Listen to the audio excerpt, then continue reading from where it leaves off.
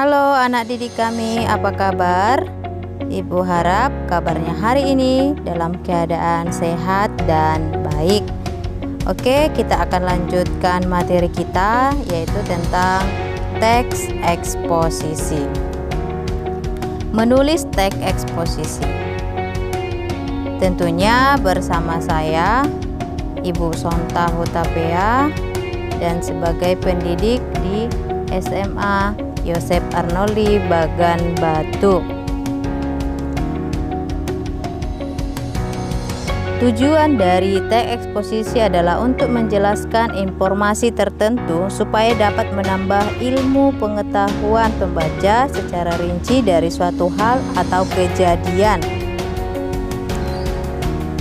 Ciri-ciri dari teks eksposisi adalah yang pertama singkat dan padat, penyampaian teksnya menggunakan bahasa yang baku, menjelaskan informasi-informasi pengetahuan. Teks eksposisi bersifat objektif, penjelasannya disertai data yang akurat, dan umumnya menjawab pertanyaan apa, siapa, kapan, di mana, mengapa, dan bagaimana. Jenis-jenis dari teks eksposisi terdiri dari beberapa bagian. Yang pertama yaitu eksposisi definisi. Eksposisi definisi berisi paragraf yang memaparkan pengertian atau definisi suatu topik tertentu. Nah, di sini ada contohnya mendefinisikan atau mengartikan tentang kentang. Kentang adalah umbi bawah tanah yang tumbuh di akar tanaman kentang. Tanaman ini berasal dari keluarga Nixaceae dan terkait dengan tomat dan tembakau. Kentang asli Amerika Selatan dan dibawa ke Eropa pada abad ke-16 dan sekarang ditanam dalam varietas yang tak terhitung jumlahnya di seluruh dunia. Kentang umumnya dimakan, direbus, dipanggang atau digoreng dan sering disajikan sebagai lauk atau cemilan. Nah, inilah tentang definisi dari teks eksposisi. Yang kedua, eksposisi proses merupakan paragraf yang bertujuan memaparkan proses pembuatan, proses penggunaan, atau cara untuk melakukan sesuatu.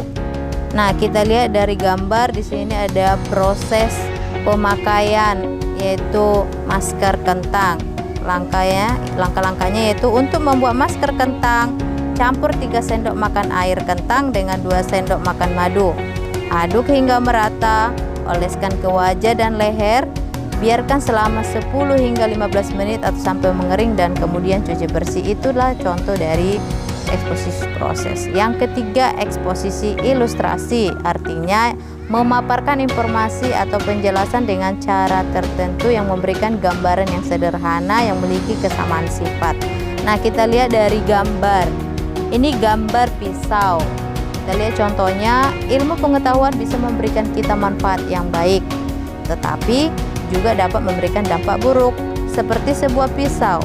Jika kita menggunakan pisau untuk hal-hal baik, maka pisau akan mendatangkan manfaat yang baik pula pada orang lain dan diri kita sendiri. Jadi di sini diilustrasikan ilmu pengetahuan dengan pisau. Yang keempat, eksposisi pertentangan. Paragraf eksposisi pertentangan berisi pertentangan antara sesuatu dengan sesuatu yang lain, dan kata atau frase penghubung yang digunakan dalam eksposisi pertentangan adalah akan tetapi, meskipun begitu, dan sebaliknya. Nah, kita lihat contoh. Di sini ada pertentangan antara olahraga bulu tangkis dan olahraga tenis, suatu olahraga yang sangat populer di dunia. Olahraga bulu tangkis sama sekali berbeda dengan olahraga tenis. Olahraga bulu tangkis menggunakan kok sebagai salah satu alat dan media, sedangkan olahraga tenis menggunakan bola. Selain itu, tenis menggunakan raket yang lebih besar dan daripada raket bulu tangkis. Begitu juga dengan perbedaannya pada lapangan. Yang kelima, eksposisi perbandingan. Artinya, eksposisi perbandingan berisi paragraf dengan informasi yang dipaparkan dengan cara membandingkan suatu hal dengan yang lainnya. Nah, kita lihat contoh di sini ada perbandingan yaitu tentang hukum. Yaitu hukuman bagi para koruptor di Indonesia terbilang masih sangat lemah. Bahkan penegak hukum dengan mudahnya disuap untuk meringankan proses hukuman. Bayangkan saja, koruptor ratusan miliar hanya mendekam di penjara selama 3 tahun saja. Berbeda dengan pemerintahan Cina yang menerapkan hukuman mati bagi para koruptor, sehingga tingkat pidana korupsi di Cina sangat sedikit. Jadi ini membandingkan hukuman antara Indonesia dengan hukuman yang ada di Cina. Yang keenam, eksposisi klasifikasi. Eksposisi klasifikasi berisi paragraf yang membagi sesuatu dan mengelompokkannya ke dalam kategori-kategori. Nah, kita lihat contoh di sini dikelompokkan yaitu tentang sampah.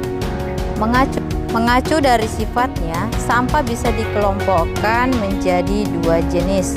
Sampah anorganik adalah sampah yang tidak mudah untuk membusuk, seperti kertas, plastik, pembungkus makanan, dan botol. Kemudian sampah organik adalah sampah yang sangat mudah membusuk, seperti sayuran, sisa makanan, daun, dan lain-lain. Itu pengelompokan dari atau klasifikasi tentang sampah organik dan anorganik. Nah, sekarang kita lihat yaitu tentang langkah-langkah menulis teks eksposisi. Yang pertama, menentukan topik, yaitu suatu hal yang memerlukan pemecahan masalah yang mengandung problematika di masyarakat.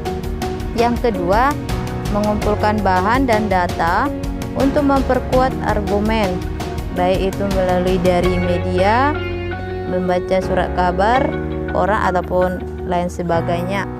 Dan yang ketiga, membuat kerangka yang ditulis berdasarkan struktur yang mencakup adanya tesis, argumen, dan penegasan ulang. Yang keempat, mengembangkan tulisan. Baik, demikianlah pembelajaran kita tentang teks eksposisi. Semoga bermanfaat untuk kalian. Ibu ucapkan terima kasih.